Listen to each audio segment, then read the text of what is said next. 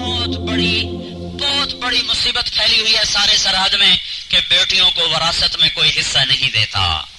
بیٹیوں کو یوں سمجھتے ہیں جیسے باہر سے اٹھا کے لائے ہیں.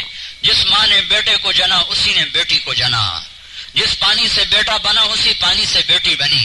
جس چھاتی کا بیٹے نے دودھ پیا اسی کا بیٹی نے دودھ پیا. لیکن یہ کیا ظلم و ستم ہے. تم لوگوں پہ تو مقدمے کرتے ہو کہ میری دکان اس نے چھین لی ہے, اور لوگوں پہ کیس کرتے ہو میری جریب اس نے قبضہ لی ہے. ایک بالشت زمین پر لوگ کلاشن کوفے نکال کے کھڑے ہوتے ہیں. میرے بھائیوں, باپ اپنی بیٹی کو حصہ نہیں دے رہا, بھائی اپنی بہنوں کو حصہ نہیں دے رہے. اس کا کیس کون کرے گا؟ یاد رکھو, اس کا کیس اللہ خود کرے گا.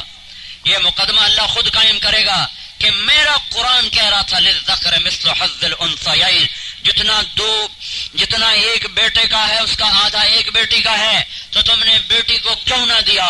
اس کا مدعی اللہ بن جائے گا. جب اللہ یہ دعویٰ دائر کرے گا پھر ہمیں نماز نہیں بچا سکے گی, پھر ہمیں روزہ زکوٰۃ تبلیغ نہیں بچا سکے گا.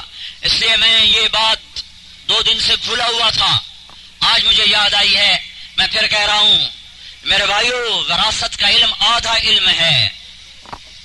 آدھا علم تعلم الفرائض فإنها نصف العلم, اور اسی پر ہی کلہاڑا چلا ہوا ہے.